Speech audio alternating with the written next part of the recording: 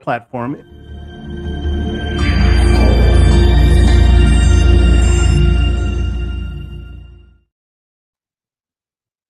Greetings, everybody. Welcome to Global Speakers Talk, where visionaries and changemakers unite to spark real transformation.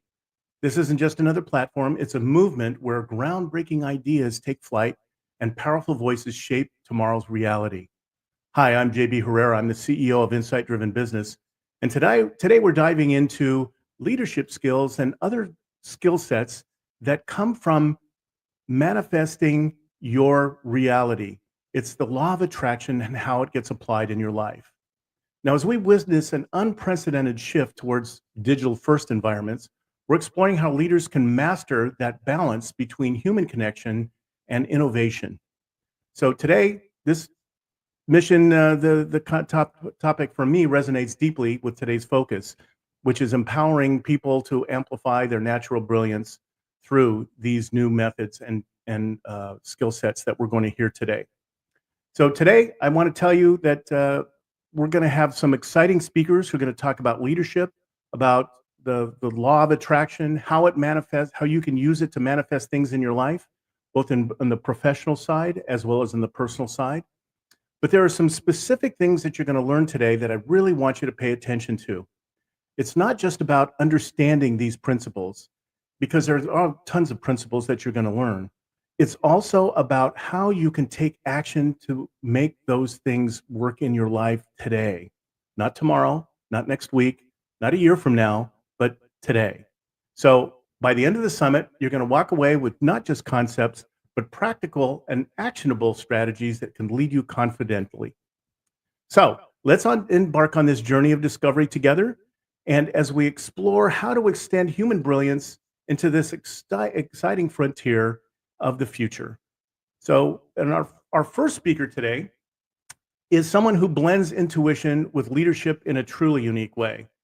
Terry Wildemann is the founder of Intuitive Leadership and the creator of SHIFTology, the accounting process. She works with CEOs, executives, and entrepreneurs who've achieved success but feels something is still missing. Known as the intuitive truth detective, Terry helps uncover hidden blocks and guides leaders to reach their highest potential. With over 35 years of experience, she combines practical business strategies with deep intuitive insights. Her SHIFTology success system includes innovative tools like the SHIFTology card decks and offers a structured yet flexible framework aligning inner wisdom with external actions. Terry's also the author of The Enchanted Boardroom, Evolve into an Unstoppable Intuitive Leader, a guide that explores integrating intuition into leadership for profound transformation. Today, Terry's going to share a bunch of insights on harnessing the law of attraction through intuitive leadership. So please join me in welcoming Terry Wildemann. Terry, welcome. Very nice to be here. Very exciting. How are you? I'm doing well. Thanks for being here. I appreciate it. So let me ask you just a couple of questions. As you start thinking about what you've accomplished and the things that you've observed over the last 25, 35 years, because you've been doing this since you've been 2 years old, right? So right. Way to go. But can you identify some of the things that some key points that our audience could understand how you can manifest things and in your professional life and your personal life? Oh, absolutely. You know, I'm going to do it in a story. May I do that? Absolutely. Okay. The U.S. Navy took us to Newport, Rhode Island. We've been here for 30 years. And we lived in a house for 3 years and decided that we wanted to buy because we were going to retire here from the Navy. Having being a Navy family and moving my business from place to place to place, we've lived in a lot of different homes. And what I did, and I didn't understand law of attraction then, by the way, what I did was I wrote down everything I didn't want in a house and everything I did want in a house. It was the exact opposite of what I didn't want. And I'm talking detail. I'm talking about where the kitchen was, where the den was, the Berber carpet in the den, the hammock between two trees, the play yard in the backyard for the kids, the basement, a bathroom, a spare room with an extra bathroom in it for my parents, that kind of detail. And I actually was drawing it out on paper. And this was in 1998, and we were in the process of writing. I was in the process of writing my first book, And then, of course, I had 2 kids that I was, we were very, very active family. We were adopting my 3rd child, and I was running a business. So I was going a little bit nutso. And I finally said to my husband, let's just rent 1 more year. I just can't handle it all. I let go of control because we were manic about getting a house Mm, due to we had to sign another year lease. mhm. And I just let go of control. I said, I'm done. I am absolutely done. And that's the key here. Absolutely done. And the next day, I happened to see in the newspaper this house, and I knew everything that was on for sale at that time. And it was new, brand new, and not a brand new house, but it was a brand new listing. And I called up my agent. I said, I want to see this house because I knew that my house, I would know my house when I saw it. A lot of homes came very close, and listen to that very carefully when it comes to business and leadership. A lot came close, but I didn't feel it. I knew that I would know my house. And I drove to the address. And when I went around the corner, I heard these words, that's it. I was like, oh, you've got to be kidding me. And I'm looking at this house. This is the neighborhood we wanted to live in. But because the house sits so low, we never saw it. And then I went down the street, and one of my friends happened to live down there. She was outside going to the to the mailbox. And I said, who lives in that corner house? And it ended up being my dentist. You know?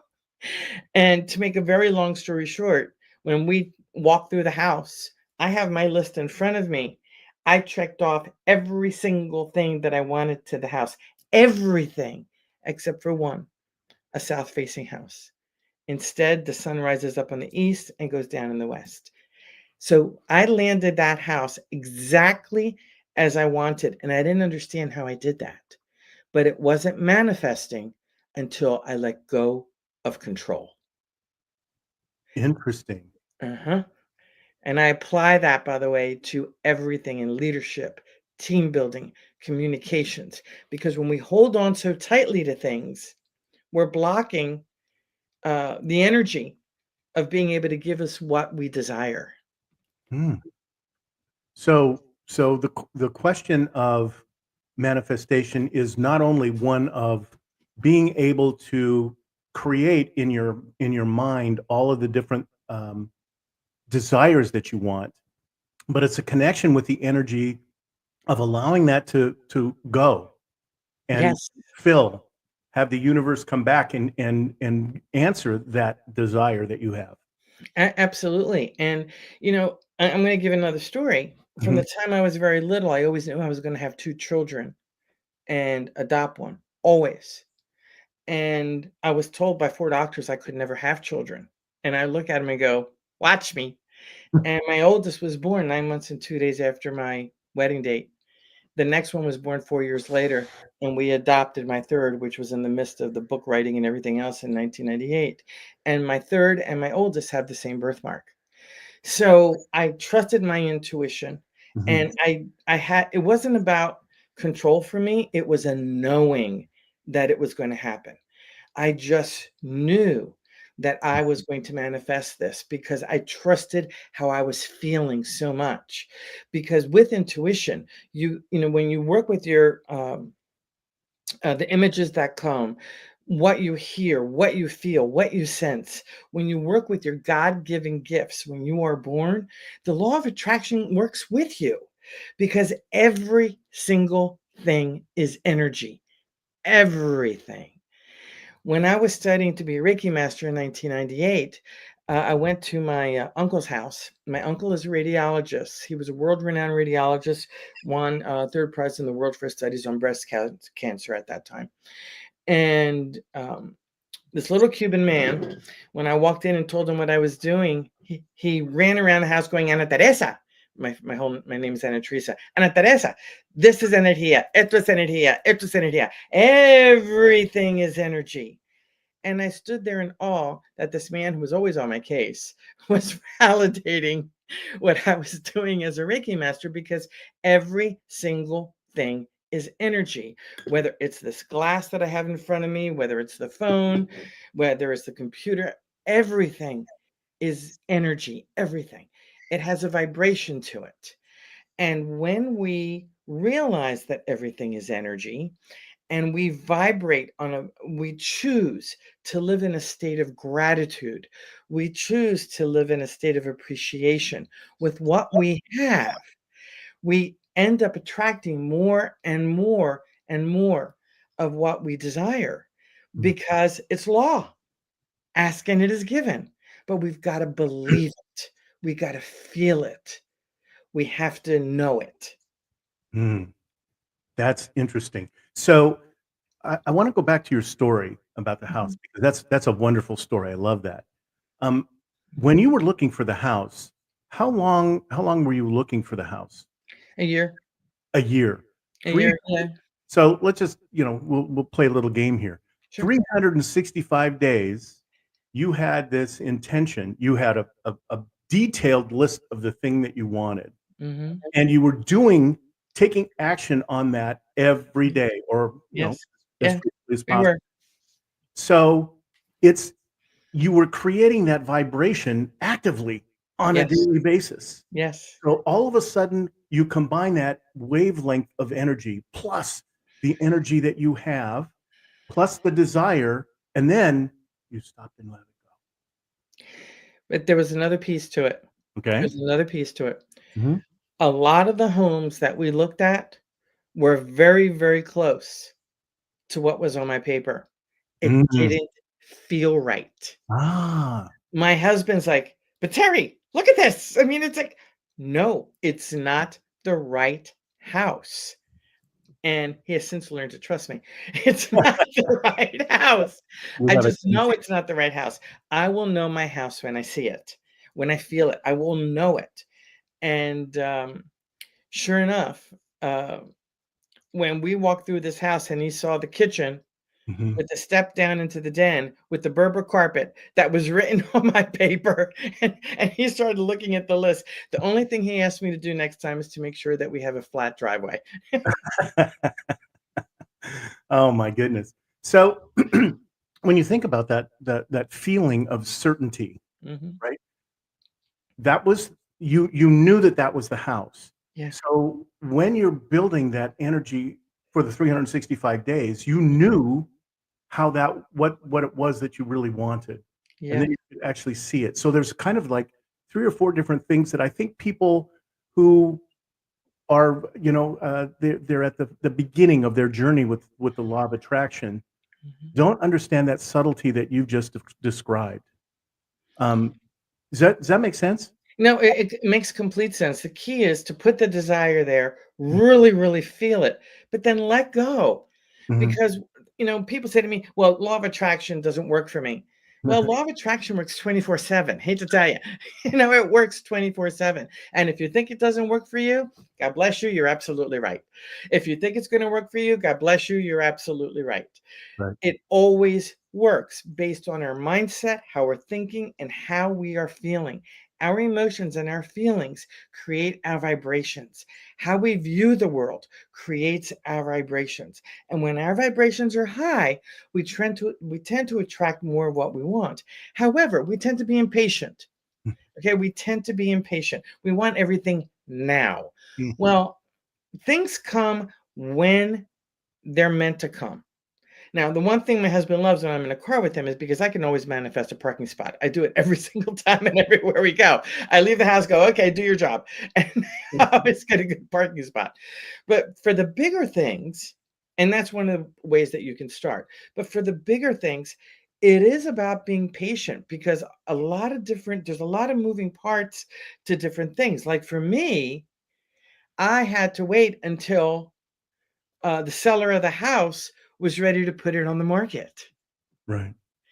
So there's no way I would have gotten this house if I had been impatient. I would have been living in a house I wasn't happy in. This, if I waited, I gave up control, and bam, the next day it appeared.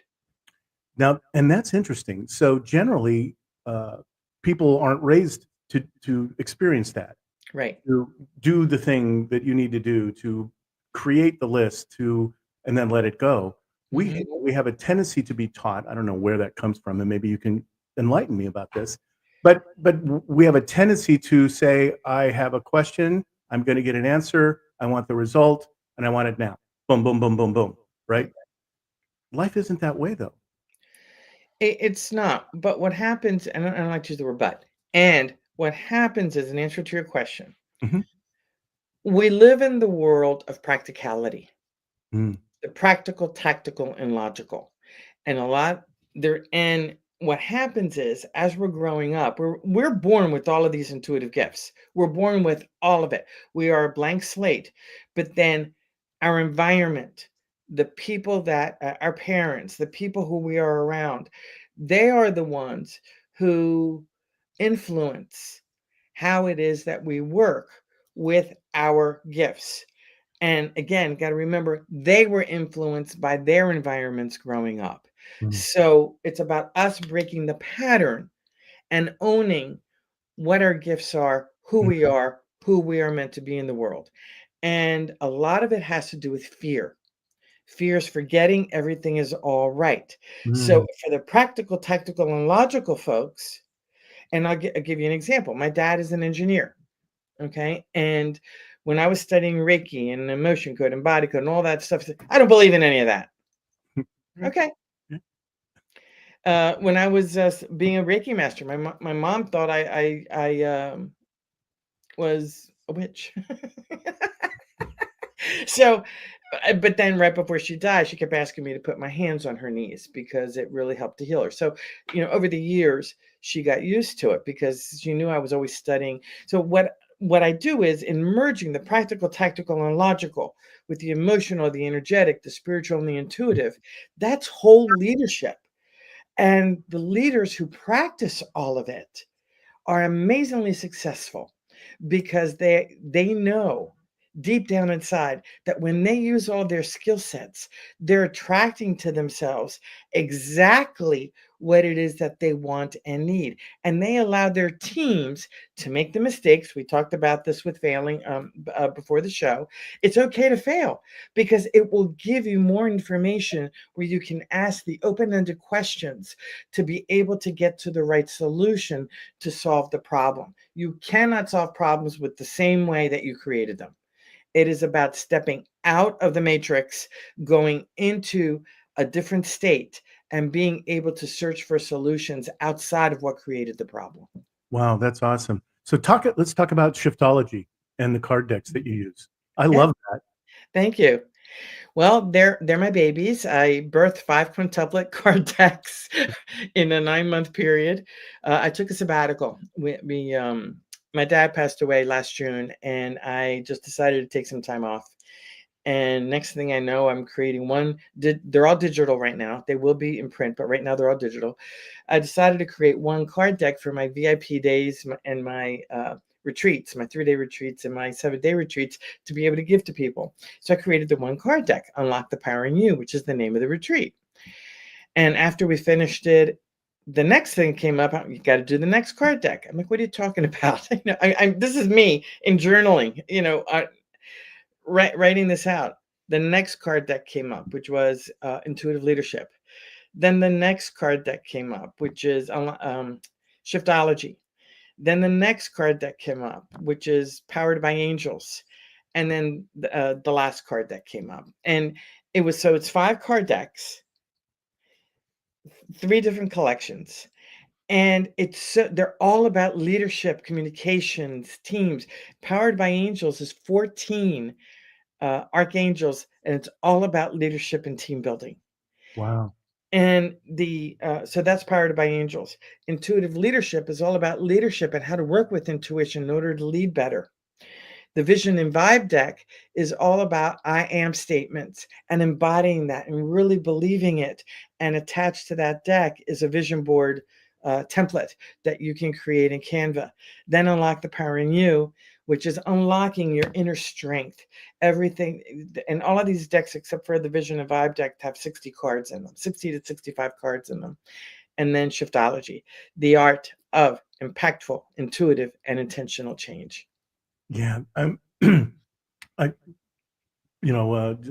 for full disclosure, I actually purchased them all. So, and I'm using them. So if I didn't know that. That's brilliant. if for those of you who are listening, do it, right? What I've found is that the intuitive leadership deck is really affecting me personally, Mm.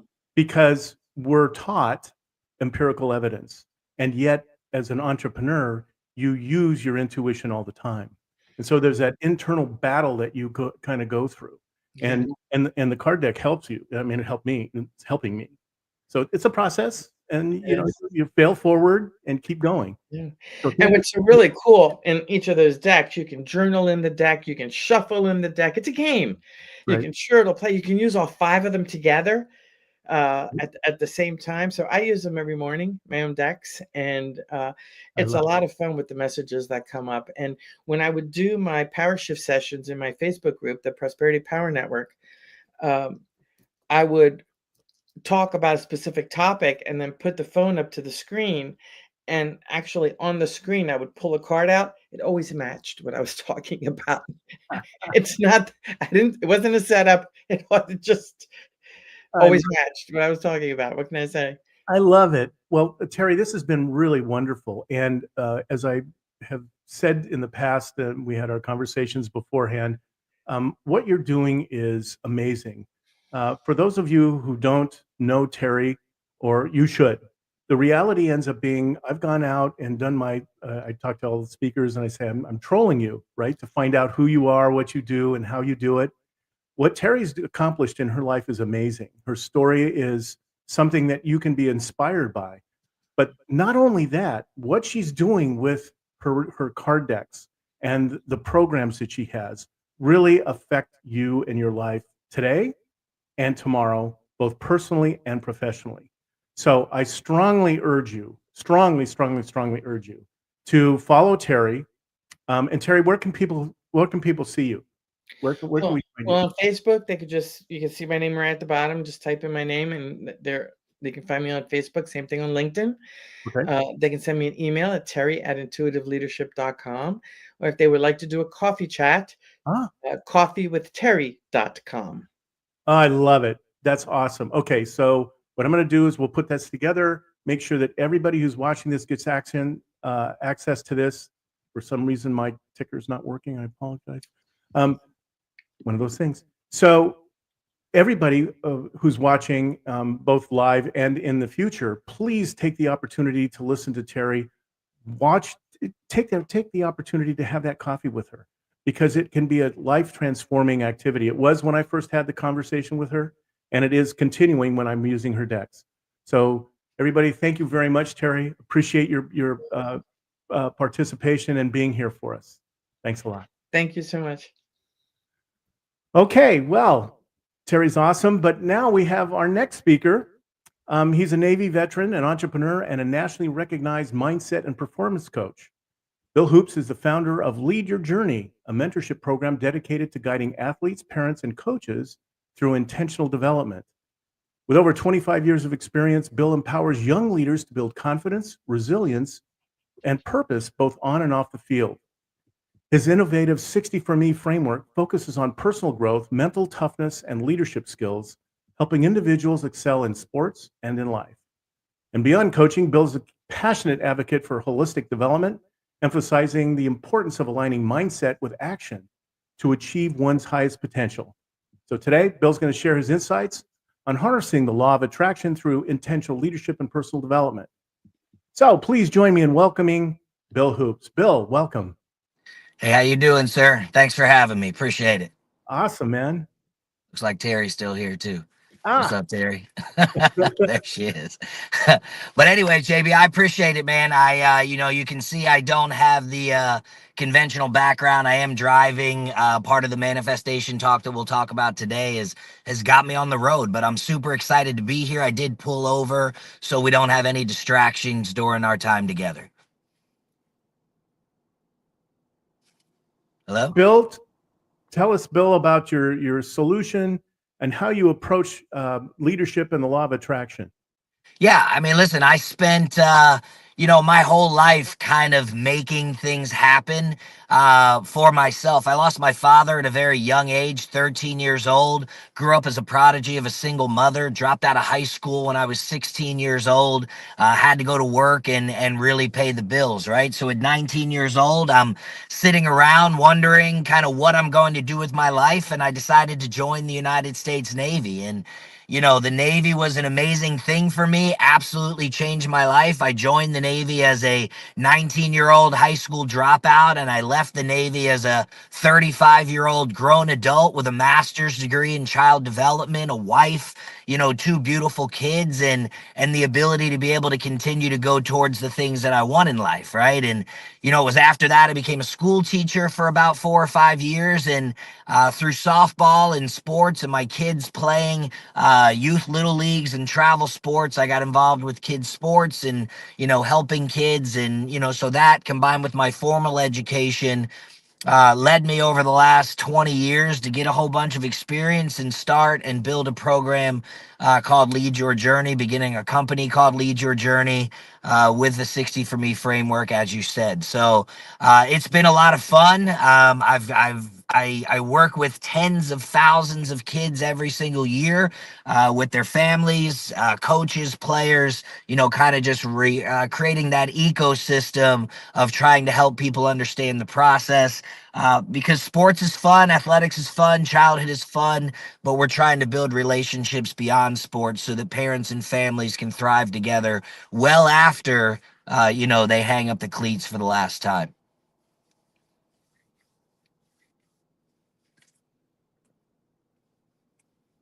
Sorry, my mic got turned off. So, so when your program is affecting, what's the age group? Yeah, so I work with 13 to 17-year-old female athletes, 18, 19, 20-year-old athletes, specifically girls. Right now in the game of softball, we're expanding into, other sports as well as just working with girls outside of sports as well.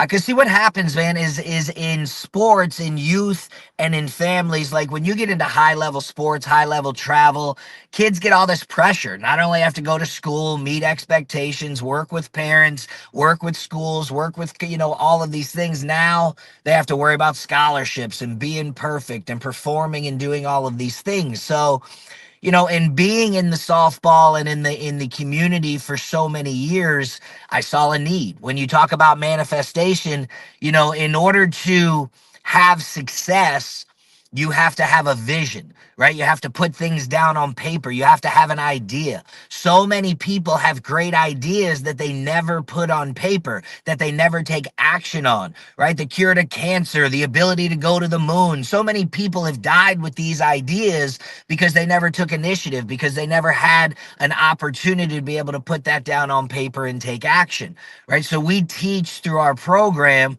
intentional effort, right? 60 for me is 60 minutes a day in order for you to be able to be your best self. If I start with 1 hour a day focusing on me, and see, JB, too many people try to fix the world. They try to go help this person, help that person, and think that that's going to give them some internal peace. When the reality is, in order to help the world, in order to help the person next to you be better, you really have to be internally okay with yourself. In order to be the best version of yourself, you have to take that time. You have to do it on purpose, which is where intentional effort in the 60 for Me program come into play. That's awesome. Okay, so explain, if you could, go through the how you would implement that with a new group of softball players, let's say. Sure, right? So typically, we get a call for 13, 14, 15-year-old girl, right? She's struggling in the batter's box. She can't think. So what happens is it's at that 13, 14-year-old age, they change cognitively. Kids now become self-aware. I now recognize that I am just not somebody who's told what to do, but I'm now learning and figuring out why I do it. Right. And when I recognize myself, now this pressure goes from just doing it to doing it with a purpose. And if I'm doing it with a purpose, then I have to be perfect. a false truth, right? It's not true. You don't have to be perfect, but to a 14, 15-year-old girl, who has got to get straight A's, whose parents want to go with the Joneses, who now we went from just chasing butterflies in the outfield to I got the University of Florida watching me outside the gate. It all becomes very serious now, right? So, how do we get those kids to understand, right? It's not just the kids. We get the whole family. And I've got a book coming out. It's called Leading Her Game. It's a parent's guide to support with high-level athletes. We use something called the 3R method, right? I want to recognize, as an athlete, I want to recognize that I don't have to be perfect. I want to recognize that I have a process, that I'm a body of my attitude and effort and the intentional work that I put in. Right? As a parent, I want to recognize my emotions. Am I getting higher or more excited about this than my kid is? Am I trying to live my dreams through my kid, right? Am I living that old fantasy of what I couldn't do? So we want to recognize, how do we understand what's going on, what we're feeling, right? And then we want to regulate, right? Too many people try to be the thermometer. What's the temperature? What's going on? How do I fix it? We need to do this. We need to do that. When a lot of things would be much better if people would just be a thermostat.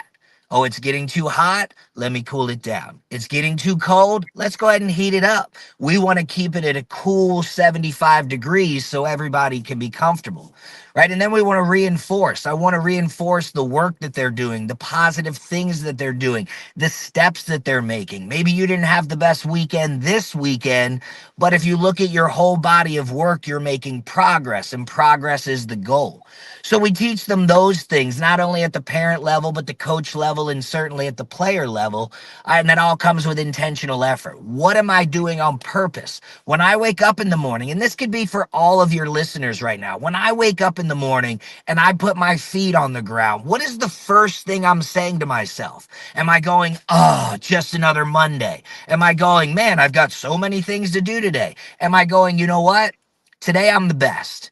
That doesn't mean I'm better than the rest. It doesn't mean that I'm better than everybody in the world, but it means today I'm the best because I put in a full body of work yesterday, right? I put in everything I had yesterday in order to make me today the best version of myself. And then I take my first step and my second step, and I do everything with intention so that I'm using all 168 hours that the good Lord gave me throughout the week on purpose, with intention, to be the example for those around me.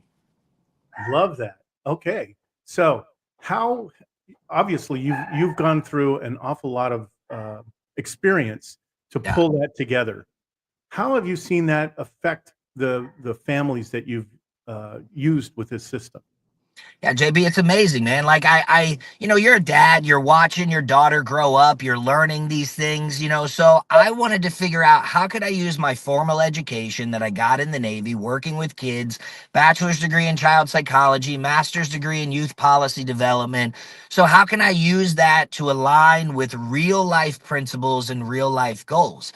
Right. And I started it with just wanting a kid to feel good about herself in the batter's box. And what we're finding is, with this process, we're bringing together families that haven't talked to each other in years, right? We're working with this one child, but it's repairing relationships with the other kids in the family because the parents are coming together. They're listening to what we're saying. The kids and the parents are communicating. I mean, look, anything in life that you want to have success, you have to be able to do something.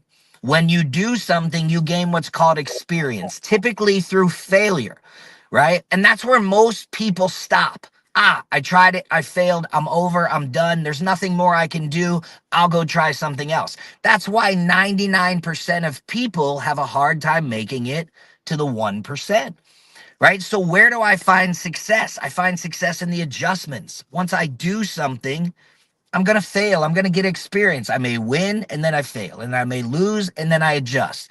But either way, I have to adjust, right? Think about it like this. If I'm a sailboat, here's a Navy analogy. If I'm a sailboat and I'm on heavy seas, I'm going to grab the wheel. I have to adjust, or my boat's going to tip. I'm going to capsize, right? I have to adjust. If I don't grab the wheel, shift the rudder, I'm not going to make it. Well, then the sea's calm. If I let that rudder go, guess what? The surface might look flat, but underneath, that current is still pulling me. So even in calm seas, rough seas, I still have to adjust in order to be able to stay on course and ultimately find my version of success. Love that. That's awesome. Yeah. And when you think about what that means for individuals, you're talking about, first of all, making sure that you take an intentional step every morning, the first thing that you do. Every It's day. the stage for all of the follow-up activity that you're doing, and taking action on that intention on a daily basis is one of the elements. So, what are some of the unintended beneficial consequences of implementing the program that you have?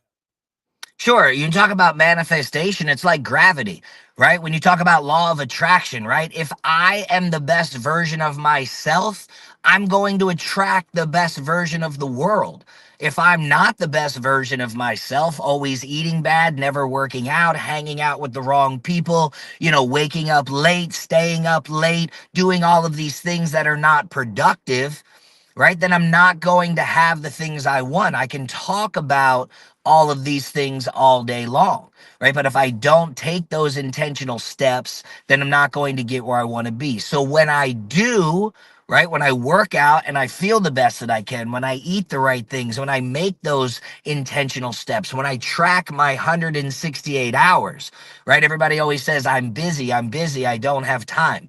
I will sit down, even with you, JB, and break down 168 hours of a week. Everybody always has time. The problem is most people can tell you what their favorite television show is, what their favorite sports team is doing, and that's where they spend their time, right? And they lose all of that time and then they're busy, right? So one of the unintended benefits of this is as I've become the best version of myself every single day, guess what? Now my wife is thriving. Now my son is thriving. I'm in the best position I could be in with him. I'm in the best position I can be in with my daughter. My businesses are thriving. I own 3 companies that have gone from very minimal startup to each one of them now, self-moving, self-made machines, right? So, the unintended benefit is as you become better. It's the catchphrase for 60 for me, better them.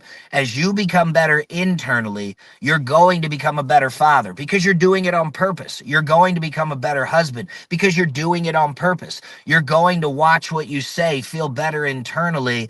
And that's just how it works. So as you radiate that positive energy, the law of attraction says, I'm going to bring good things my way. If I'm out stealing and thieving and causing problems and causing trouble, guess what? Right? So, for myself, for my clients, for my companies, this methodology of really intentional effort, being the example, focused on, just going out and getting it, it's been revolutionary. And, we've had 34 kids sign up for our program, 33 are still rolling with us, and all 33 are thriving. So it's pretty exciting. That's awesome. So, if you were to give our listeners one or two key points that they needed to take away that they could implement relatively quickly, what would those two things be? Yeah, I mean, so the first one is just be relentless.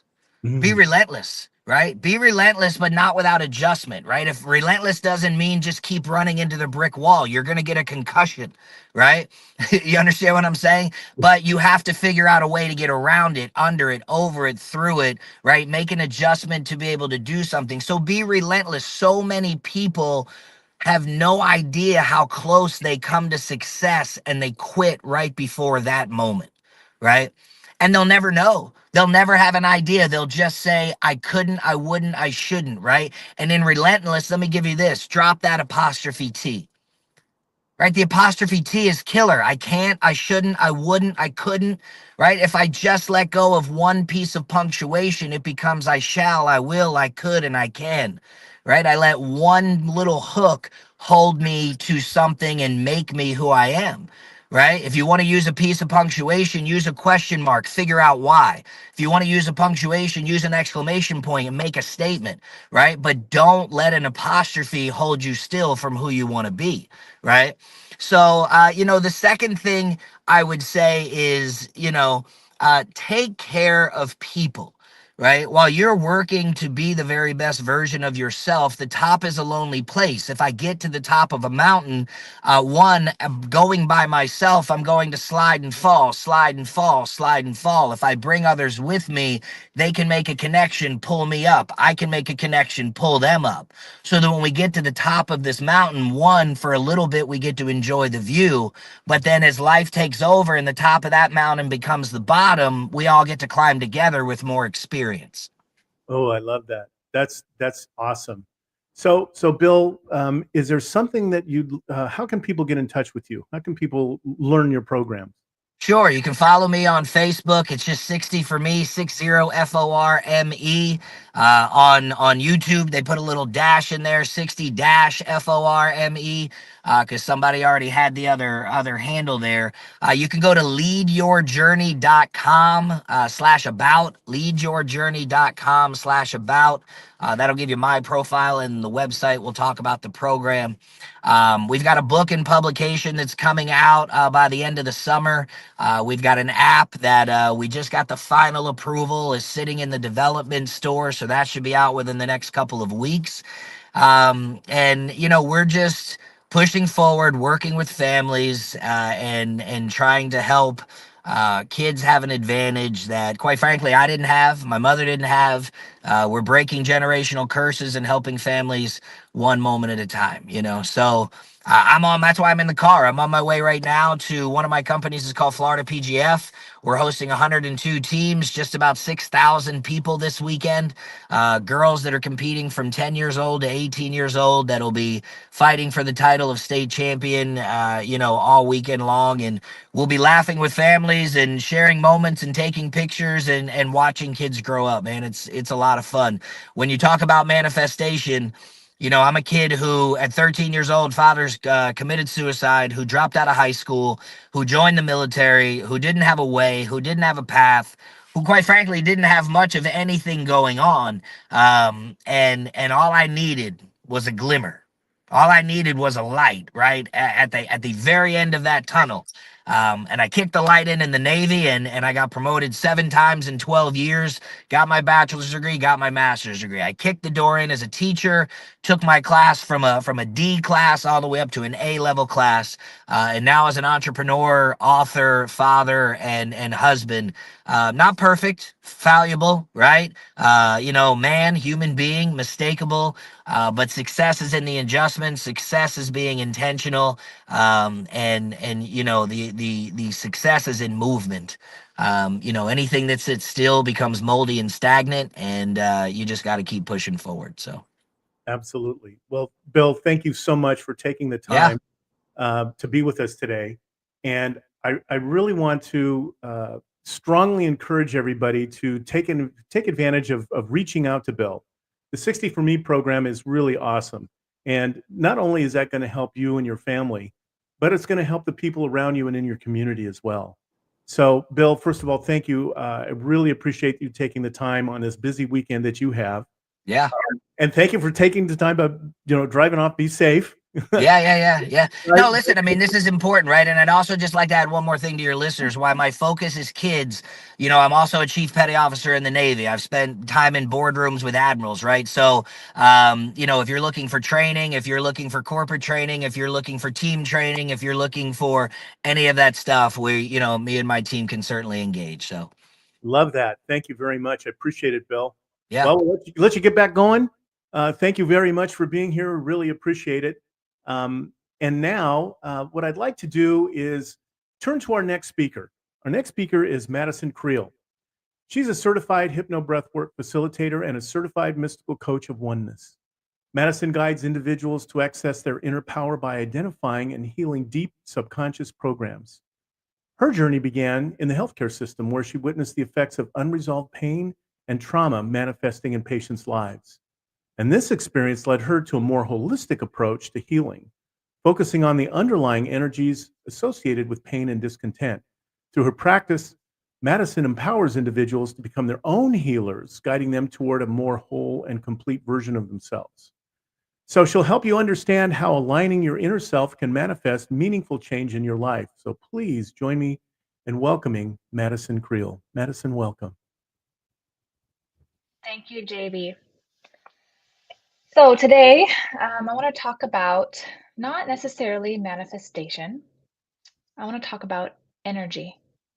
And Terry made a great point earlier that everything is energy. And when we focus just on the external, when we focus on just what we're doing, what we're saying, what we're thinking, but not addressing the underlying energy associated with those things, then it's like walking up a hill with 5-pound weights on your feet.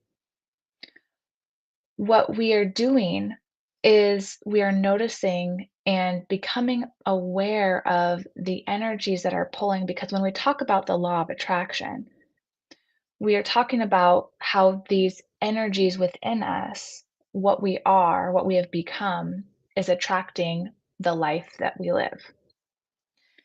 And I wanted to give you this little visual. It's like holding up a flower and you're trying to attract good things in your life because it smells so good. You want to attract people and things and experience in your life that are positive and beautiful.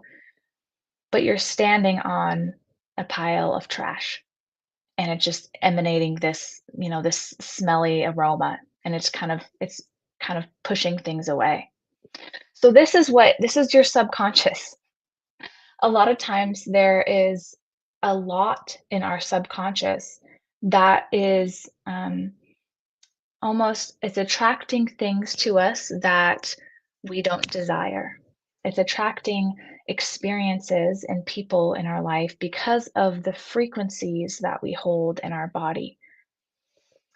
It's this process is also about considering that we are not just human. So if we're just working from our humanness, the 3D world, we're focused on just the 3D. So what we do, what we can create and control on the physical level. What I do and what JB mentioned is working with the subconscious, working with the metaphysical, working with the frequencies that we don't see, but we can feel. What frequencies we have created. So integrating our soul into our humanness, because this life isn't just our humanness, it is our soul that is experiencing this life through a human body. So this is the goal of this work that I teach and that we teach at Masters of Self University, is integrating your soul into your human body, because when you're able to do that, when you're able to become aligned with your soul, that's when you can create the life that you want. That's when you can bring in and manifest and create whatever you want, because you have the energy backing that. So when you have, I wanted to go into the 3 aspects of an integrated soul. So an integrated soul in a human body. One is that we are a creator, we co-create. And I know many of you have heard just how much we can understand and create about this life, especially with that first 0 to 7 years. This is when we are creating our understanding of who we are. We are trying to really figure out what this world is all about. And as creator beings, we are creating not just things in the physical, we are creating our beliefs. We are creating our wounding, what we feel, what we think about ourselves. And depending on, the way we were raised and our parents and other influences, we are creating this understanding of who we are and our identity and how we relate to this world. So if there happens to be, most of us, because we weren't brought up or taught by enlightened beings, we've developed a false sense of self, this false sense that maybe we're not good enough. Maybe we have these deep fears of not being perfect, not being wanted, this deep fear of rejection. So when we are thinking of creating positive things in our life, we can't just ignore these frequencies that we have created when we were younger. Because we are such powerful beings, when our mom drops us off at kindergarten, and we feel at 5 years old, feel like she abandoned us. It could just be something as simple as that. It doesn't have to be something traumatic, something huge. It could just be a simple event as that to create this fear and this feeling of abandonment. We create that frequency within us. It's then a living frequency within us. It's a belief. It's this deep fear that will continue to survive and live in our bodies until we heal it. So if you see that whole first 7 years, and more can develop obviously throughout the rest of your life, but mostly birth to 7, those primal years of just understanding who you are creating your sense of self and creating these false narratives that will continue to show up in your life. Another aspect is we are the experiencer. So we are the creator, we are also the experiencer. In this human body, we came into this human body as a soul to experience this life. And so we are constantly experiencing what we create. And we feel this when, let's say we have this fear that people don't like us, that we're unwanted. And so maybe when your boss is in a bad mood, they could maybe not be saying anything to you, but within you, it activates this frequency of, oh, it's because of me. She doesn't like me. She doesn't want me. She thinks that I've done something wrong. It could activate this shame. And it's because there's a frequency that we have created that maybe we're bad. Maybe we're a bad person. And this situation is allowing you to experience that. And we continue to experience throughout our whole life what we have created. And we can't just get rid of these frequencies. We have to change them. Energy never dies. And like Terry said, everything is energy. So you need to learn how to work with energy. Energy you can't just let go or breathe out. It has to be transformed. So the second aspect, experiencer. So we are the creator. We are the experiencer. We are experiencing what we create. We are co-creating with our soul and our human body. The third aspect is the observer. And not everybody gets to this point of being able to be the observer of your life. When you are getting lost in the frequencies, getting lost in the wounds, and are unconscious to your choices, where you don't have that awareness and you're not able to observe, you're not able to make any changes. You're not able to transform or heal anything that is keeping you lower. So the observer piece is stepping out of, detaching from these wounds, these programs, these frequencies, these things that you've created, seeing them for what they are, not getting lost in them, and being able to shift and change from that point of view. So as long as those three aspects of an integrated human and soul, the observer, the experiencer, and the creator, as long as we can understand that, it will help you really take this concept of manifestation and understand it from an energetic level.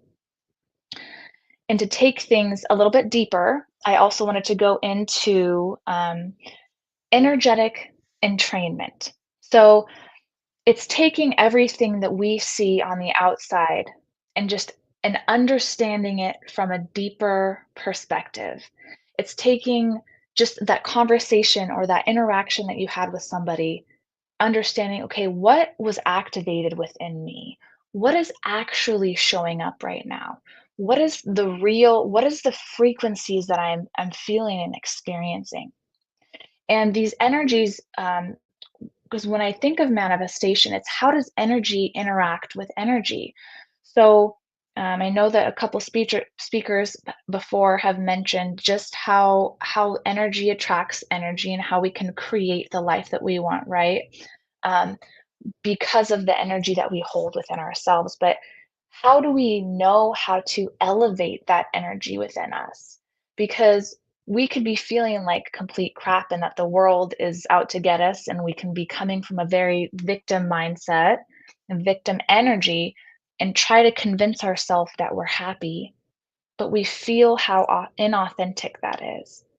We can feel that it's coming from force. So I think that this is a huge piece where people kind of get lost in this concept of manifestation that, oh, I only need to think, I only need to do, I only need to maybe write in my gratitude journal or say the affirmations. But they don't realize that it's about becoming that frequency. And how do you become that is you transform these lower frequencies because our natural state is the most elevated. We're an aspect of oneness consciousness. We are an aspect of a higher consciousness, our soul.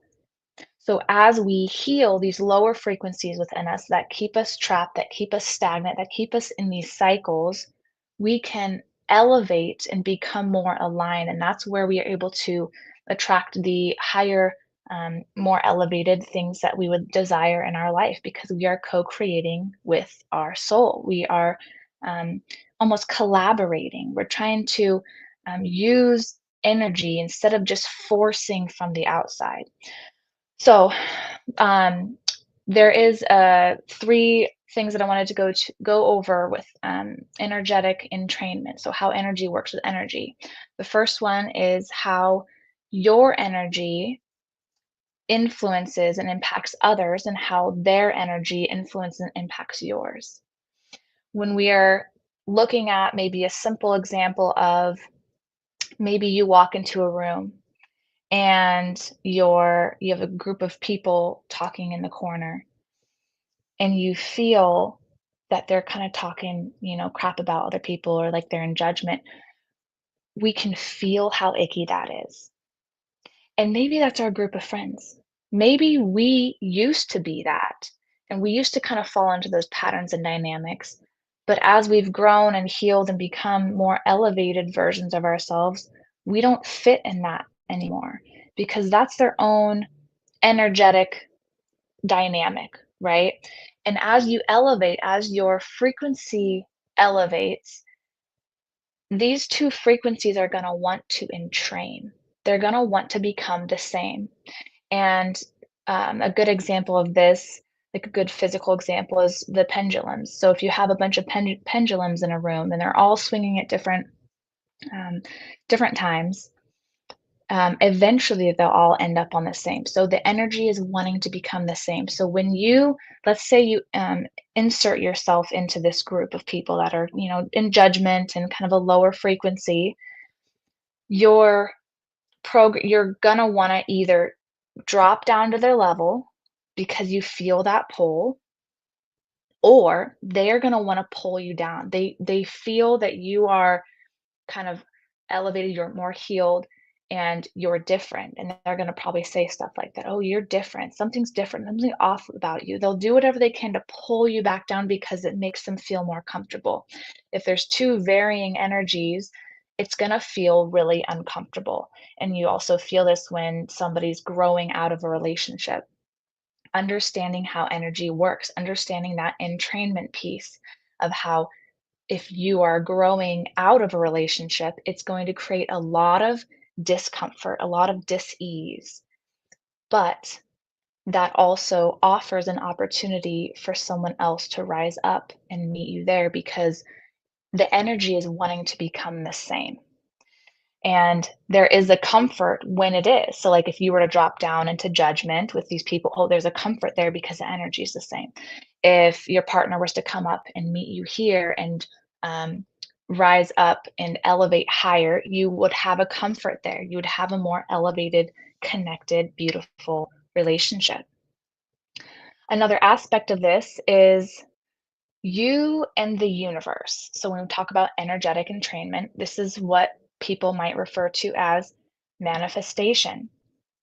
When your inner energy, when your vibration, I don't like to use that term because it's kind of overused and people don't really understand that, but when you use your own vibration to create the life that you want, or there's another piece of this, when you don't first address the subconscious programming within you that is a reflection of your conditioning and your wounds and your influences that don't match the life that you want. Let's say you want a life of secure, like financial abundance, right? But you have this deep um, scarcity wound. You just feel like there's not enough out there for everybody, that you're never going to have enough, that you're going to run out of money. There's this deep belief. That belief is going to win almost every time because that is the truth of what you are experiencing. So you might attract experiences to you. This is how the universe works.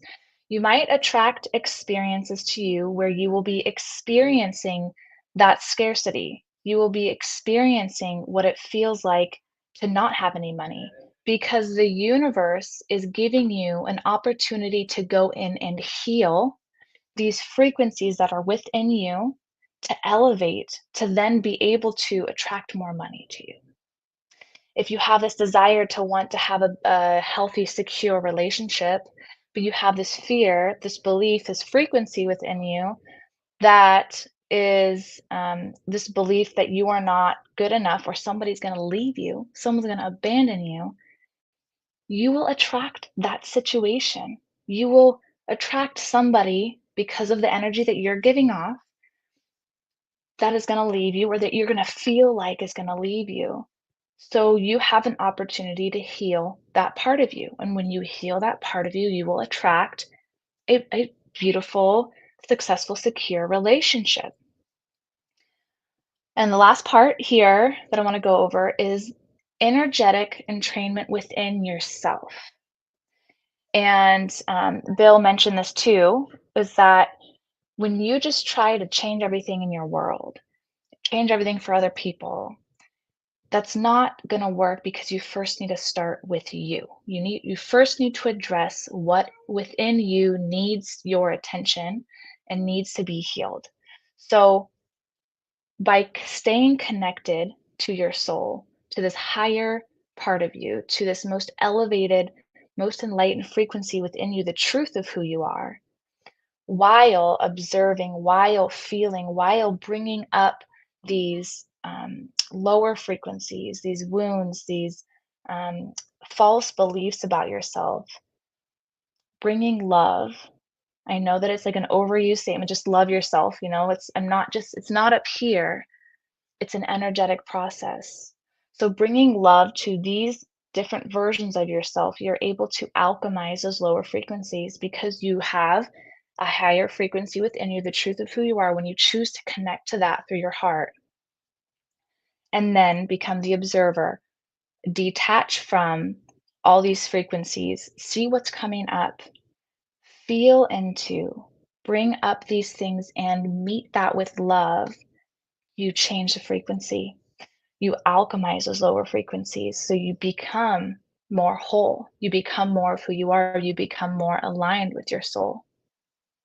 So to wrap things up, it's all about energy. It's all about learning to transform what is keeping you trapped, what is keeping you in stagnant, because 95% of it is underneath the surface, is in your subconscious.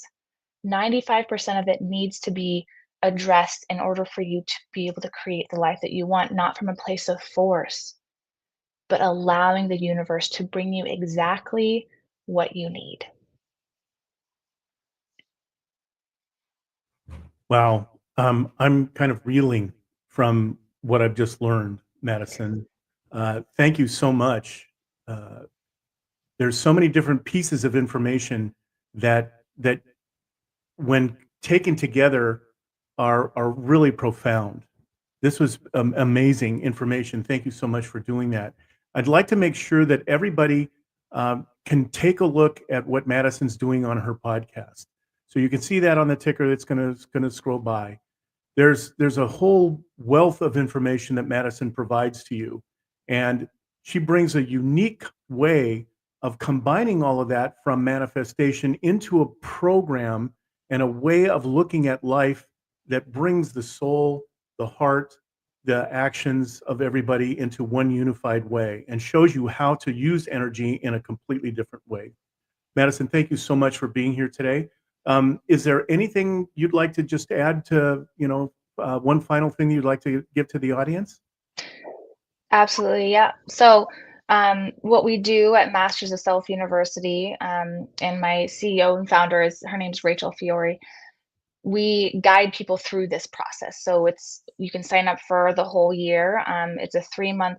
The first 3 months is just a deep dive into understanding and healing and learning the alchemization process. And then there's so many other classes and courses that can help you expand and grow and really integrate this aspect of creating the life that you want from that energetic perspective. So if you're interested, go to mastersofselfuniversity.com. Our next semester is in the fall. It's coming up in a couple months. So you can go ahead and sign up for a student enrollment meeting and ask and answer all your questions there. Awesome. Thank you so much, Madison. Really appreciate you being here today. Thank you. Awesome. Well, now what I'd like to do is introduce our next speaker, whose journey is truly inspiring. Julio Ylagan began life as a farm boy and then became an engineer. His quest for personal growth led him to study under renowned mentors like Tony Robbins and Les Brown. He delved deep into neuroscience and earned his certifications in NLP, timeline therapy, hypnotherapy, and quantum recoding. He founded his coaching business to help individuals transform their mindset and mental wellness. He's also the author of Recode Your Extraordinary Mind, a book that guides readers to overcome limiting beliefs and unlock their potential. Julio's model captures his whole philosophy, which is become the best version of you, and your dreams can become you. So today, Julio is going to share his insights on aligning your inner self to manifest meaningful change in your life. Please join me in welcoming Julio Ylagan. Thank you very much for that wonderful introduction, JB. My pleasure. So tell us what's going on, Julio. Tell us about your story. Tell us what's going on in your programs.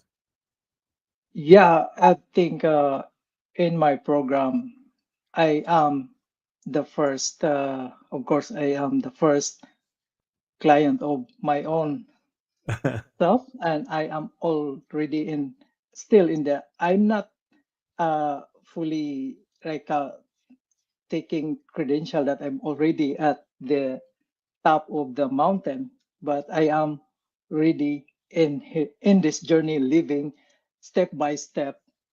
And yeah, like what William said, that if, like climbing this mountain, and then you slide back down, and then you still need, and like how I teach in recoding the subconscious mind. That's awesome. So let's talk about recoding. What does that mean? When you're working with somebody, how can you help them get through the process? Yeah, because subconscious recoding, like Madison, and we all know, those who are into personal development, that subconscious programs controls 95% of our programming, in which consider it like your body is like a book, and all the words out there that are written from the past, because we are genealogically connected from our DNA, from 7 generations. So all those words, beliefs, and emotions and experiences are stored in our body and at the cellular level. And then there are words there that really prevented from manifesting. It's just like here in my area, because of the challenges that I have and I'm traversing at the moment, is I am in renting a space from an internet cafe.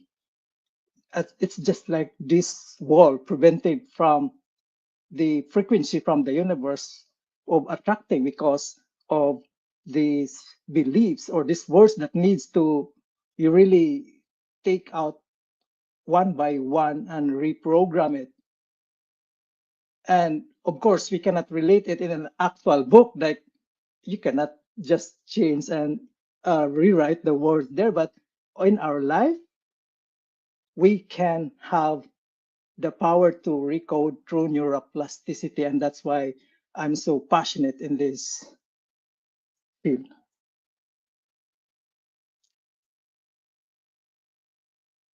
You're unmuted, JB. Sorry. Clearly, the neuroplasticity is the key to understanding. Well, it's the underlying foundation that allows you to recode. When you're doing that with someone, can you kind of walk me through that process? I'm going to give the viewers an idea of what that process might look like, so that we can get them to take action on some ideas that you have. Yeah, like the first step, as other speakers shared, that is uh, being aware of Mhm. your patterns. Like, for example, you have a belief that you're not good enough. And Mhm. of course, when you try to manifest or do something like having your goals, and at the back of your, like, those written in your history, in your book, in your past generations, your for example, my generation is coming from a Catholic and Christian background, and having this money mindset that money doesn't grow on trees, or money is the root of evil, and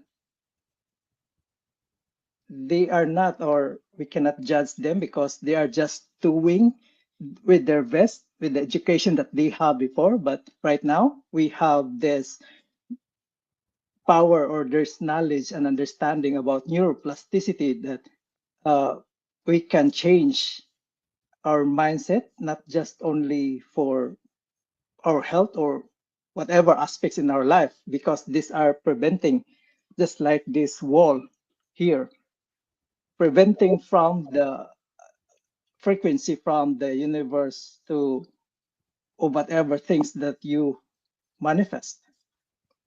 Okay. So, given that that's the case, those are the rules. So, how can people start to implement recoding themselves? Yeah, for example, it's just like trying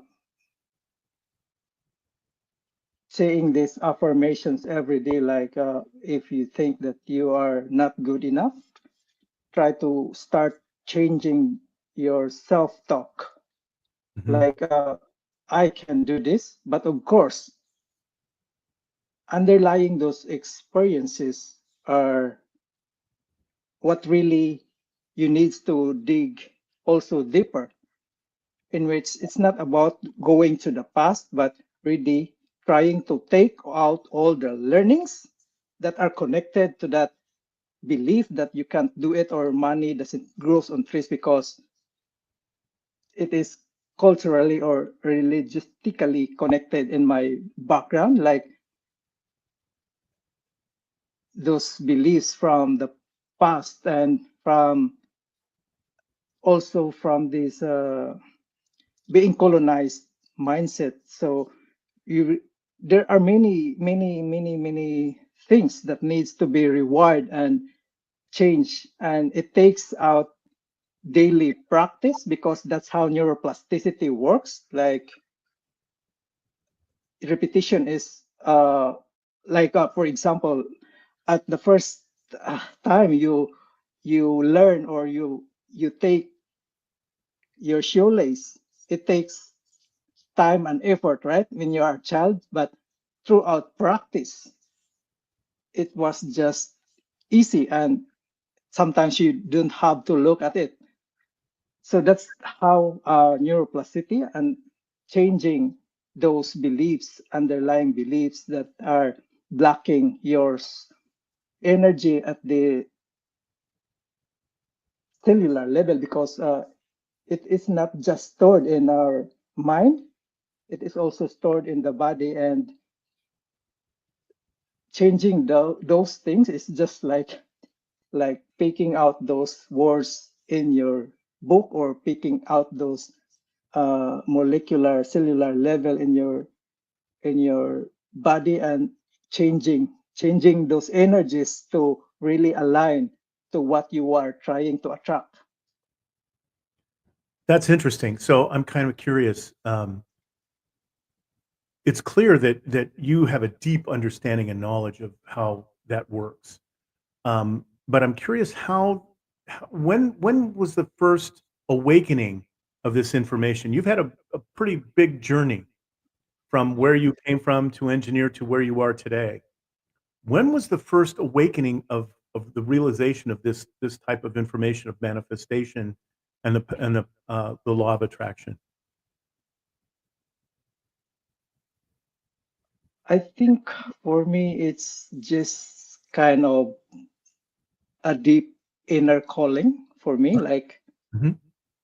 I don't have to share because the story is very long. If I have to share from the start that I was meant for this, and that's why there are this when I have this high achievers mindset, and then keep trying to really do, but at the back of it, I think it is connected to the the event that happened from the past, that I my subconscious mind create a pattern that I am not loved or I am unwanted. So that is also one part of the story, but I think it's the hero complex in me, and that is when my life, after when I work, and I work in an engineering field, and then these engineering companies are the number one, uh, I don't want to mention, but they are causing pollution, and I really have deep in my beliefs, I have this value of uh, the environment, and that is when my self or inner conflict started to really, like, pulling each other and sabotaging my career, until I went into a breakdown. And yeah, and our our viewers here, you don't need to go into that breakdown, like most people, or most of us here, we experience breakdown before we break through, and that's why we are so passionate about in helping other people, because you don't have to experience what we've experienced, and that's why we are so called into this journey and helping other people, because that's what we love to do, and engrave in our DNA as well. And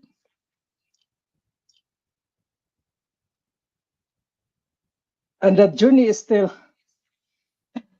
it's not a one thing journey, because there are the body, when, because how many generations that the body believe those limiting belief, because our body don't want to change, because see, for example, those analogy earlier by William, that those thermostat will always tell, or your body will always say, oh no, you are supposed to be in this level, why are you going there? So the body don't want to change, because it is wired to protect you, and it's nothing, there's nothing wrong with our body. But that's when, if you are aware, then we can really dig down what's really causing that hesitation, and like why you're not feeling good enough, why you think that money is evil, then when money is used for good, then it is a blessing, right? So it can help many people, and help also alleviate the lives of other people. And yeah, that's also what I experienced, that the body will try, the nervous system will try to go into the comfort level, because it is wired or programmed since the story of our ancestors that the hunt and gatherer. That's why it is wired to protect. Got it. Understood. So let me ask you, if I could, just a couple of questions that I think would help our listeners. So you work with different types of coaches, health coaches and such. So if you're working with a health coach, for example, what would be the key components that you would work with a health coach to implement? What are the pillars that you would use? What I'm also passionate about is really our system or our healthcare system, and also the working system doesn't serve on proactive or the preventive side. That's why I'm so passionate about, because so much of our life and systems are built on backwards instead of forwards. That's why our healthcare system is on the curing side, and which is, I don't know how many percent really did cured. And of course there are placebo effect, and like the sugar pill, and it's just a sugar pill and given to the people and then they are cured. And on the other side, because of that belief, so that is when I experience and I really walk through in this journey that proactive distress defense. And another thing is this: many of our healthcare professionals suffered or mirrored this energy of their clients or their patients because of their empathic imprint, and they don't have this proactive distress defense tools that they can release every time after their session, because they are so empathic and they absorb the energy of their clients. And there Right. are many professionals there that they acquired such diseases that their previous clients or patients.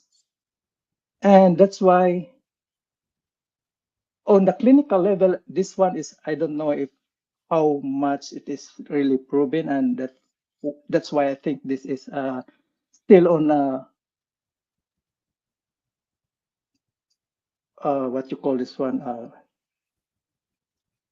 beginning or the premature or just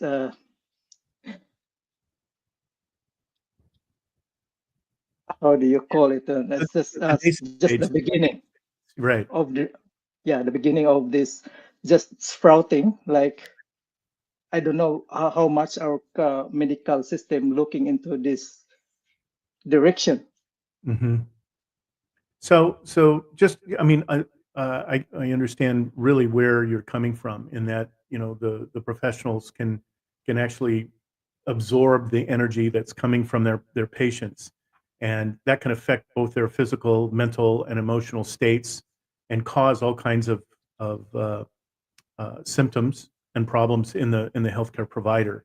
So, Yes. given that that's the case, and you've seen that that's actually happening, although I know that we're at the nascent stage and we're still learning about how all that works.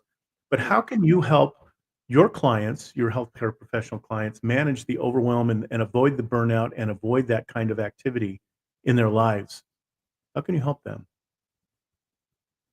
Yeah, by practicing this every after session, like what I did is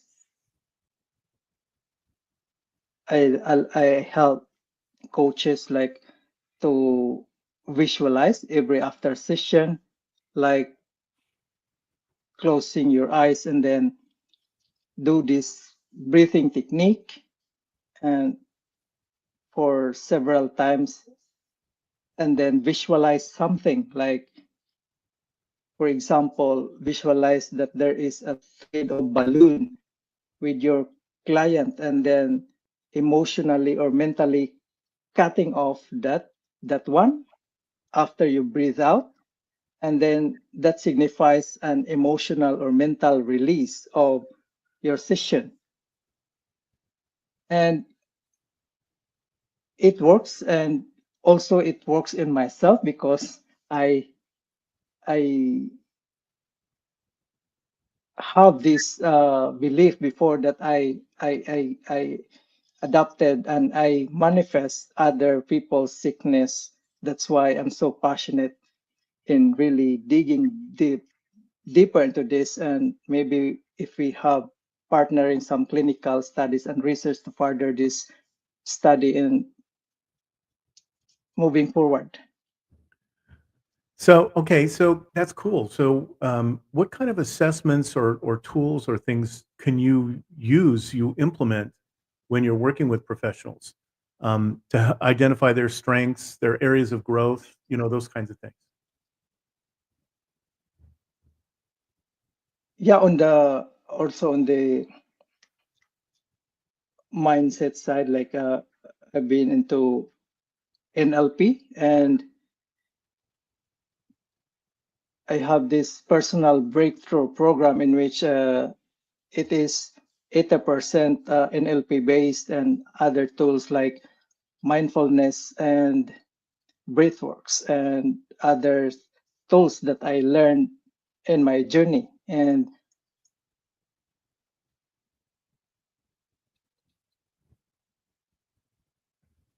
on that note, my focus is to help them prevent those burnout or empathy burnout, and then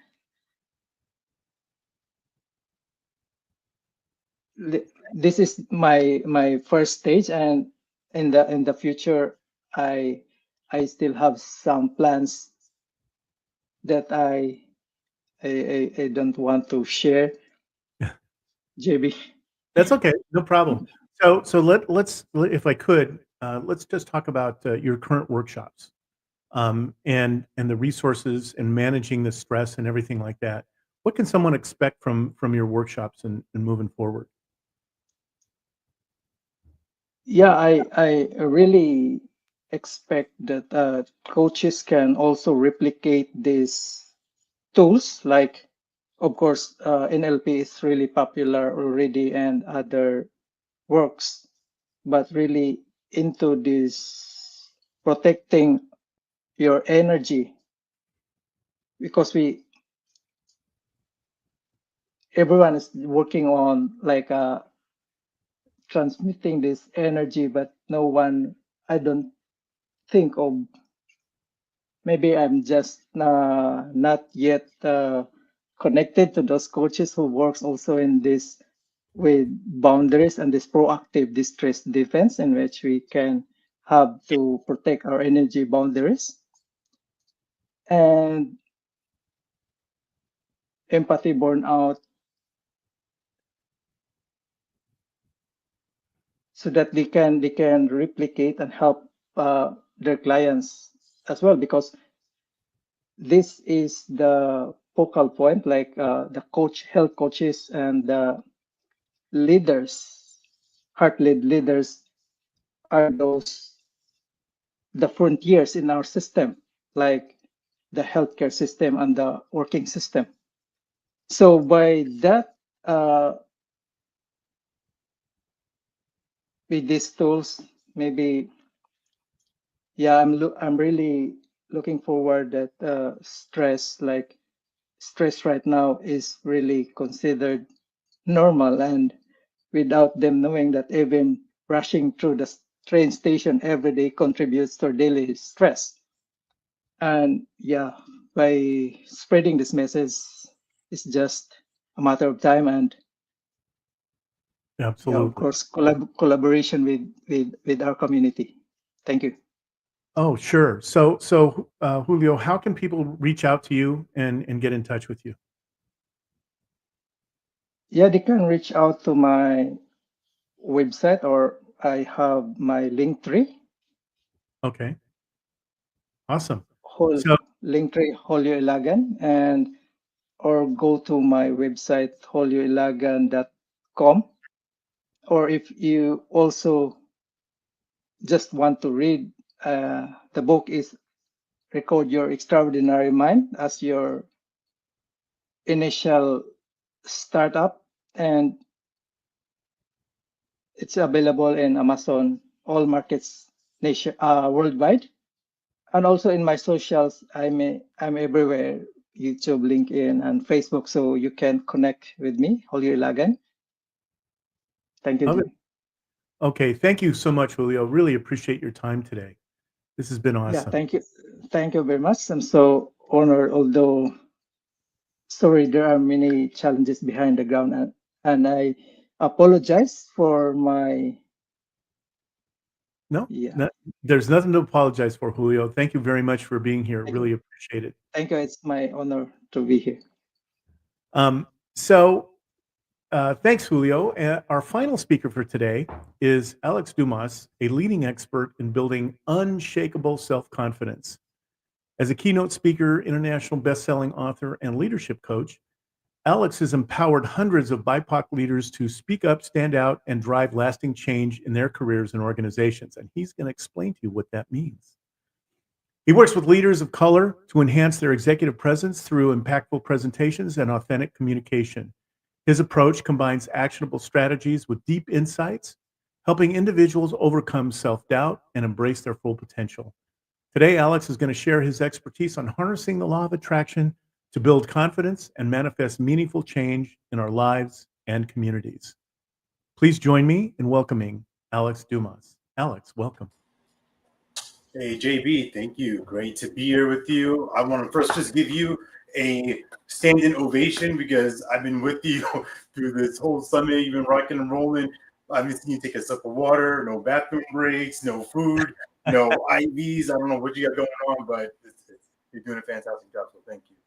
Thanks, Alex. I appreciate it, buddy. So talk to us. Tell us what's going on.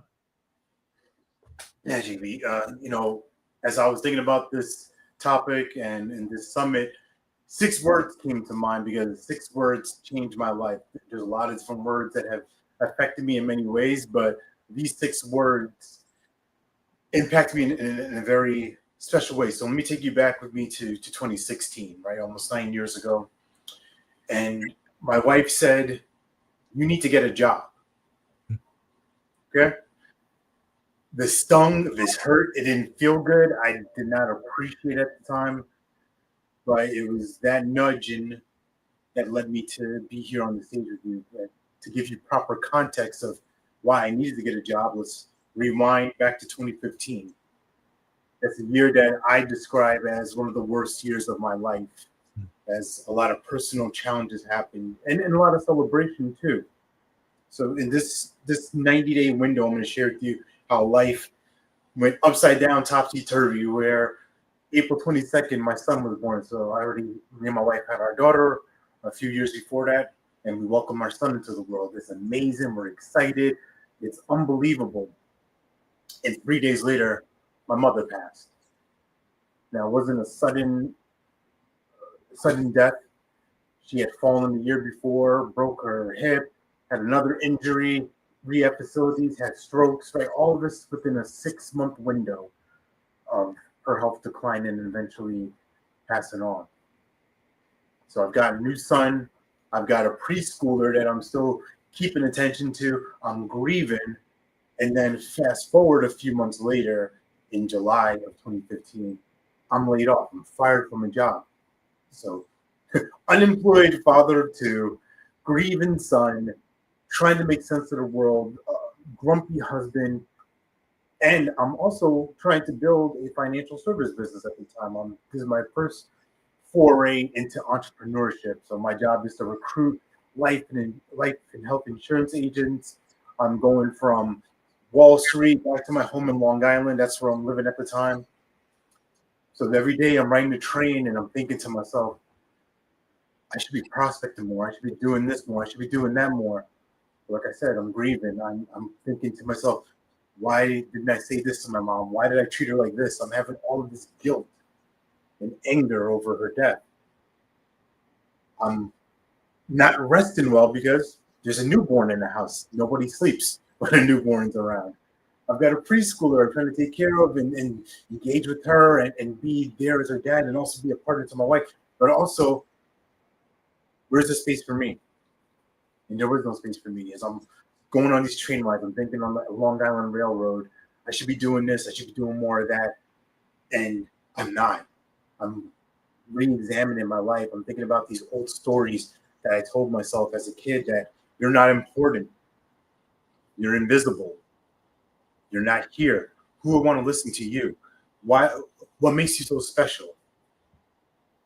And there's other words and letters I would attach to that, right? There's 4-letter words, all these thoughts bringing into me. I'm attracting all this misery and anger. And I'll get to you in a second, JB. But this is the foundation. That's where this really starts as far as my journey to speaking into coaching. It came from this place of grief, of misery. But through my wife saying these 6 words to me, I landed a job that transformed into my profession, into my career, because it gave me a crash course of full-on immersion into the world of speaking, professional coaching, and marketing. And if you have some questions for me, I'm happy to answer. Well, yeah, actually, I have tons of questions for you. As you know, part of what I enjoy doing about speaking with great speakers like yourselves and some of the other members of the panel today is that I get to know who you are from the body of work that you've published. And so one of the things that became really clear as I was, doing research is really to understand how you implement the win-win communication strategies and how leaders can practice it on a daily basis, and how important that is to making sure that they're able to take the next step in their careers. Can you explain how you use that? Yeah, for sure. The way that I use that is, one, by living it, by experiencing that. And I share with you some of these stories, like a bit of that journey in 2015, 2016, because it is not to sound harsh to myself or criticize myself or condemn myself, but this is just what it is. The language matters, the words matter. I was losing in life. I was potentially losing my marriage because there was just so much tension in the house over finances. I was losing as a dad because I'm not present with my kids. I'm losing as an entrepreneur because I'm not generating enough business. I'm not making enough connections. I'm not strong in my stance.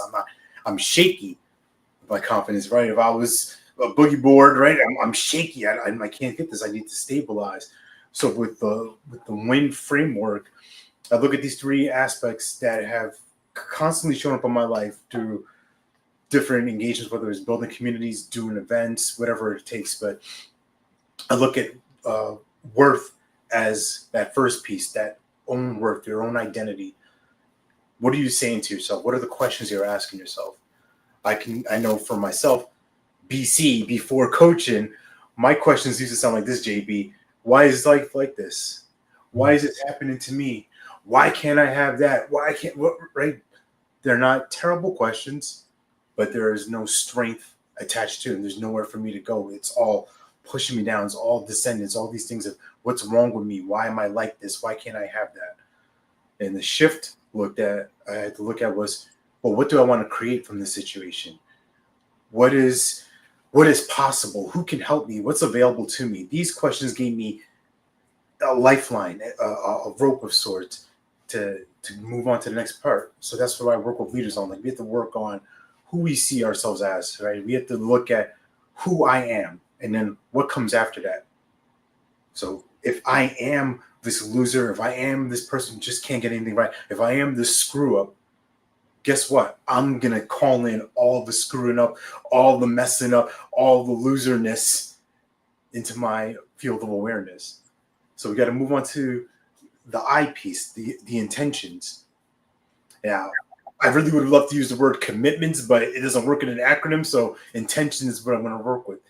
And with our intentions, that when we have upgraded sense of our identity, now we got to look at the bigger picture. We got to look at who's going to be affected by this. I call it building a bigger bubble of impact, of influence. We have to expand. We have to look at how are we thinking now and how do we grow from here? Who's who can we serve? Who can we best support? And there's stories in this is a book chapter I wrote for A Journey of Riches, The Power of Self-Discovery. It's really my life story in about 5,000 words. But our intentions, what are we focused on? What are we doing? What is our crusade? Honestly, what is that thing that we're up to that other people are from the outside saying, wow, he's up to something. Wow, she's doing something great. I want to attach myself to that. I want to be a part of that legacy. So if you're leading an organization, an association, I think that's pretty crucial to have that vision and that mission aligned so that everybody can rally to it. And the last piece of that win is the network, the community, the collective, the people that are serving you, that are challenging you. When I was in this space of frustration, of trying to build a team, of trying to build this business, I was going at it alone. I wanted to take all the glory for myself, all the credit. And of course, what comes with that is all the blame. And I, in my immature way, took all of that, internalized it, and made that identity about myself instead of looking at this is what happened. Now I can do something about it versus this is what happened. This is what always happens. And it always happens to people like me. Yeah, that's really amazing when you think about how our mindset affects how we're thinking. Let me ask a slightly different question. So how can you describe the ripple effect and how you've witnessed that from coaching as one single leader? Goodness gracious. Yeah, you know, I think with coaching, people forget that it's a whole person thing. Somebody may come to me with, Alex, I want to grow my business. I want to do X, Y, and Z. That's great. But we also have to do a little bit of excavating. We have to look at, are the results you're going to get matched up with the identity, the belief that you hold about yourself? Because if they're not on par, we've seen this time and time again with celebrities who, right, we look on the outside, they have everything. They've got everything you could ever want, and they're miserable. They're addicted to drugs, sex, violence. They kill themselves, all these different things. So how we can apply this in life, how do we use this is slowing down. And with leaders, you know, I'll tell you about this one leader. I was working with them. They were looking to get into the coaching industry. They had a background in the military, and they were like, you know what? I don't think this skill transfers. I don't know if this is really going to happen. And I took time to reflect back to them what they said to me as far as like their resume goes. Like, you're the person when all hell breaks loose, people look to. When there's chaos, when there's disorder, you're the voice of calm. You're the person that can steer the ship. Now, that's great for that setting, but imagine they are applying that in their personal life, right? I heard this one time that why would I want to be Superman everywhere else and then come home and be Clark Kent? Right? Why not be Superman for my family too? And I love that idea because that's the small ripple, right? Of how my kids see me. They learn how to treat people, how they get to see how I treat my wife, how I get to treat things when I'm frustrated, when things aren't going well. How do I deal with that? How do I work through adversity? These small ripples create these waves of now they get to be that way in the world and how they're interacting with other people. So we're all connected. And something like this, even as simple as a summit goes, where one person's watching this. I've been watching this for the past 2 hours. I'm in a good zone. I'm feeling poured into because of the stories of these amazing speakers, right? Teresa shared about energy being everything, right? Bill sharing about his work with the kids, Madison's work, Julio. So we're all connected, and our small rocks, right? That's why I hold this rock in my hand when I speak. My daughter gave this to me years ago. It's just a reminder that I'm just this little pebble in a big river of consciousness, and my job is just to keep throwing the rock in and watch the ripples turn to waves. Man, that's whoa! Don't drop the rock. That was the rock. That's the ripple. Yeah, there we go. Exactly. So, you know, I love the ripple and how you describe that from a personal perspective. But I know your vision is really focusing, not focused, but affects the BIPOC community and the BIPOC coach collective and its impact on coaching in general. Can you describe what that collective is, who you're addressing, and that ripple that you see going out into the future? Yeah, that's a great question. As far as who we are, we're what we call the global majority, right, of individuals who are coming from spaces, Black, Brown, Asian, right? It just encompassing everything. And we do welcome Caucasian members as allies, but for the most part, this is a space that hasn't existed before. So our founder, Reem Labie Tyson, she saw this need back in July 2020, where there wasn't a space for coaches of color to just come together, talk shop, share resources. And that's what we've been able to do for these past 5 years, is create opportunities for coaches to land different speaking opportunities, to land coaching bench opportunities, clients, produce podcasts, share marketing tips, bring in guest speakers to help them grow their businesses. Because at the end of the day, as much as we want to set a powerful intention, what backs it up is a result. So it's one thing to be like, wow, we're a great team, we're great people, but what's coming out of that? Are people laying in business? Are people growing? Are their lives getting better? And I believe we've been able to do that time and time again. And our group is, it's a global group, mainly United States, but we have some international members as well. And it's a space where we just want people to show up as their authentic selves. And I think the reason why that's so important is because that hasn't been a safe space in other places. For myself, there's been plenty of times where I've been the only brown, Black face in the room. That's awkward, it's uncomfortable. You navigate, you go through it. But at the same time, you think to yourself, why? Why would I want to sit at a table where I'm not necessarily invited to when I can just build my own? Where there's plenty of resources available, there's plenty of people who are looking for the same thing. And we're very active on LinkedIn, and that's where honestly, we treat people like family. That's how I always address our members, as I always address our followers, as family, as our champions. And I think there's something about speaking that into people, and it resonates more when you see somebody who looks like you, has a collective experience of what it feels like to be in the Western world, and have a different skin tone, and have those biases, have those judgments come along with it, and just recognize that, wow, I have a place where people understand me and they support me, and they're going to challenge me to be better. Yeah, that's totally awesome in terms of what you're, how you're implementing that for the community. It is a global community. As a Hispanic myself, I understand some of the challenges that we have getting into having access to some of the locations, the experience, the resources, sometimes even the money that it takes to build a successful career, a business, and of course support our families and the communities that we reside in. So Alex, I want to thank you very much for doing that, stepping up, making that happen. Your actions are manifesting that in the world today.